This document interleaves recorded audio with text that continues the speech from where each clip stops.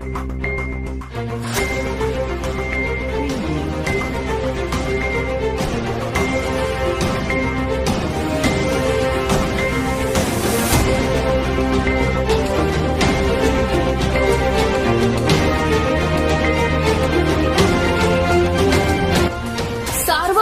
News Maharashtra. Police स्टेशनला सारखे येऊ नये असे मला वाटते. आमच्या स्वराज्याच्या लोकांनी दरोडे तर घातले नाहीत.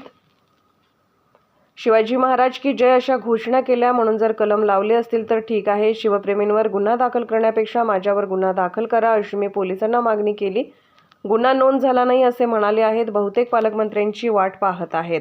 निघणार आहात विशाळगडावर अतिक्रमण काढायचं काम सुरू झाले अशी माहिती मिळते. नाही, मला सुद्धा अतिक्रमण काढण्याची माहिती मिळाली. त्यांनी सुद्धा मला सांगितलं, असिस्टंट एसपीने सांगितलं मला की तिथं काल मुख्यमंत्र्यांनी आणि जिल्हाधिकाऱ्यांनी जो शब्द दिल्याप्रमाणे, आश्वासन दिल्याप्रमाणे अतिक्रमण विशाळगड किल्ल्यावर सुरुवात झालेली आहे. राजे, खरं तर अनेक शिवभक्तांच्यावरती गुन्हे दाखल झाले आहेत. या शिवभक्तांच्या पाठीशी आता तुम्ही कशा पद्धतीने उभा राहणार? आणि दुसरा विषय महत्वाचं, जे जातीय रंग देण्यात यायला लागलेलं आहे, तर पहिल्यांदा जर कोणाचं अतिक्रमण जर तिथनं निघालं असेल तर ते प्रकाश पाटील आहेत, वेल्लाळ आहेत. म्हणजे हे काय ठरवून केलेलं नाहीये, पण जे पहिले 2 अतिक्रमण निघालेत किंवा काढण्यात आलेले आहेत हे या हिंदू समाजातले लोक आहेत. म्हणजे ते हिंदू मुस्लिम जे लावा लागलेले आहेत किंवा अनेक लोक त्याला अटॅच करतात, हा तो विषय नाही. माझा तो प्रामाणिक हेतूच होता की विशाळगडमधली ज्यांचं अतिक्रमण आहे, ज्यांचं नोंद आहे सरकारमध्ये, ते अतिक्रमण सगळ्यांचं निघालं पाहिजे तिथं. आणि ती भूमिका जी मी मांडली होती तिची सुरुवात आजपासून तिथं झाली. तुमच्यावर त्यामध्ये नाही आणि केलं तरी स्वागत म्हणजे कलम जी लावली दरोडा किंवा. बरं, एक मिनिट सांगा, आमच्या स्वराज्याच्या लोकांनी जर दरोडे घातले नाहीत किंवा जाऊन कुठेतरी जाऊन अनेक गोष्टी चोरल्या नाहीत, जर शिवाजी महाराज जय नारा दिला त्याला जर कलम लावलं तर ठीक आहे. चला, स्थानिक आमदारांना भाजप रसद पुरवतोय का? या अर्थी ते 1.5 वर्ष हे थोपून ठेवत आहे. तो प्रश्न आहे काय? तो प्रश्न आहे काय? हा 100% प्रश्न आहे काय तो विचारायचा? ते तिकडे आहेत म्हणून सगळं चालू आहे. 100% राजा 2 तास तुम्ही पोलीस स्टेशनमध्ये होता. अरे वा, हा प्रश्न आहे. हा प्रश्न आहे. पोलीस स्टेशन काय? पोलीस स्टेशन नुसतं ऐकत होतो मी, गुन्हे नोंद झाले तर काय होते, त्या आरोपीला पुढे आणलं की त्या पोलीस स्टेशन बसवलं, कसं तो घाबरतो, काय करतो. आज मला पोलीस स्टेशनचा अनुभव, हा प्रश्न एकदम रास्त आहे. अरे आमच्या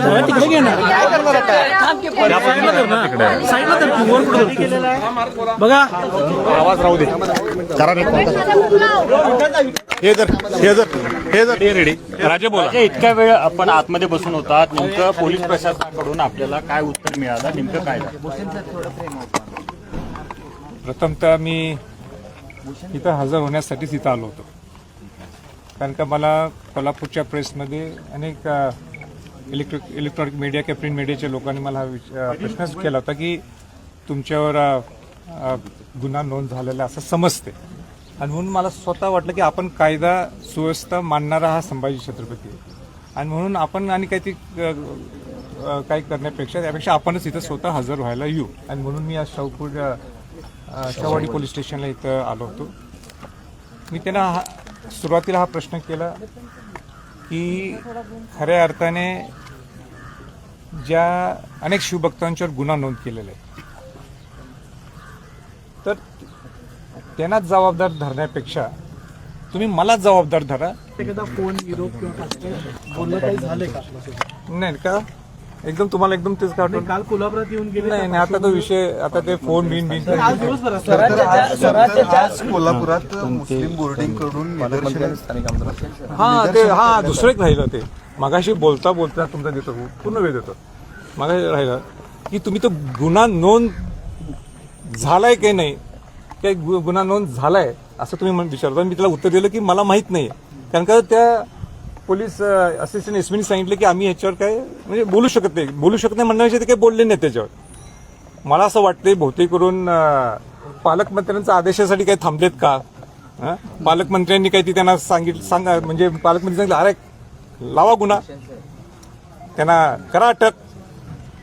त्याची बहुतेक वाट पाहत आहेत का हे मला माहीत नाही. कारण का आज मी जरासं थोडंफार पुरोगमित्व काय हे मी सकाळी थोडंफार त्यांच्याबद्दल बोललो असेल. म्हणून बहुतेक मला वाटते मेसेज आला असेल की जरा थांबा, मी विचार करतो हा आणि सांगतो तुम्हाला अटक करायचं की नाही करायचं. पालकमंत्र्यांच्या हातात आहे की मला माहित नाही. ज्या ठिकाणी तोडफोड झाली त्या ठिकाणी शाहू महाराज उद्या जाणार आहेत. संभाजीराजे स्वतः अशा ठिकाणी पाहणी करायला जाणार आहेत का, काय सांगाल? कारण पुरोगामित्वाचा तुम्ही वाक्य वारंवार उल्लेख नाही, छत्रपती शाहू महाराज हे खासदार म्हणून पाहायला निघालेले आहेत. मला ती जागा पूर्ण पाठ आहे. हा, मी अनेक मोहिमा केलेत. मी स्वतः आपलं पन्हाळ्यात ते गोडखिंड किंवा पावनखिंड ज्याला आपण म्हणतो ते मी 3 मोहिमा केलेल्या आहेत आजपर्यंत चालत. तेव्हा मला पाठ आहे म्हणून मला जाऊन परत बघायची गरज नाही, का मी स्वतः काल पाहिलेलं आहे. आणि मी खासदार नाही ना, नुकसान मी स्वतः पाहिलेलं आहे. मी काय त्याचं समर्थन कुठे केलेलं आहे. पण या सगळ्या गोष्टीला आता तुम्हाला जबाबदार धरलं जाते आणि मुस्लिम बोर्डिंगच्या वतीनं निवेदन दिलेलं आहे आणि तुम्हाला अटक करावं. एक मिनिट धरून देत. आता त्यांना आजपर्यंत माझ्या पुरोगमित्व त्यांना शंका वाटत असेल म्हणून ते बोलत असतील. माझी सुद्धा वेळ येईल ते मी त्यांना बोलेन. मग तो आतंकवादी जो तिथं राहिला, काय नाव त्याचं, यासीन भटकर, तो राहिला, त्याच्यावर काही बोलत नाही. तो कसा राहिला, तिथं कोणाच्याकडे राहिला, ह्याच्यावर चर्चा नाही.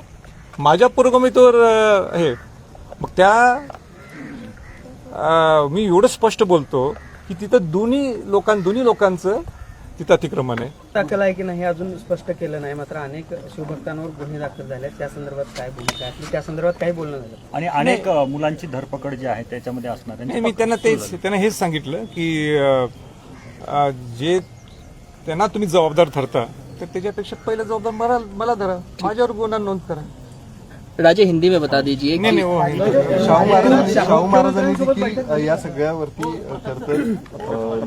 ही सगळी प्रसिद्धी पत्रक घटना जी आहे ती निंदनीय आहे. पत्रक काढलंय शाहू महाराजांनी आणि हा जो काय प्रकार घडला त्याबद्दल नाराजी व्यक्त केली आहे. दुर्दैवी प्रकार आहे असं म्हटलेलं आहे. आणि उद्या ते विशाळगडावरच्या पायथ्याची भेट देखील त्या पत्रकामध्ये मुख्यमंत्री आणि उपमुख्यमंत्री यांच्यासोबत बैठक लावायला पाहिजे होती असं सुद्धा उल्लेख आहे. त्याबाबतचं पत्र दिलं होतं. मात्र या सगळ्यावरती ताशेरे जे आहे ते प्रशासनाचं अपयश आहे असं बोललेले म्हणतात. आहे. संभाजीराजे यांची भेट घडवून द्यायला पाहिजे होती पण प्रशासनानं ती भेट घडवून दिली नाही म्हणून हे सगळं घडलंय आणि यासाठी प्रशासनाला जबाबदार धर.